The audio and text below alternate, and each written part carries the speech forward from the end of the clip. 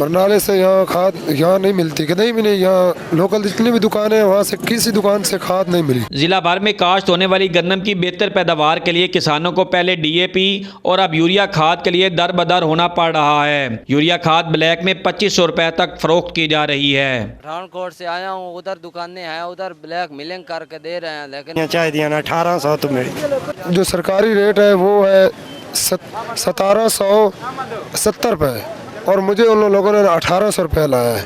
1768 रुपये सरकारी कीमत वाली खाद भी 1800 रुपये में किसानों को दी जा रही है, जबकि खाद डीलर्स का कहना है कि खाद बुक करवाते हैं 300 या 400 बैग, तो हफ्ते बाद 10 दिन बाद जब आ जाए तो गवर्नमेंट के शेड्यूल के मुताबिक 2 बैग किसान को, किसी को 3 और 4 भी देते हैं।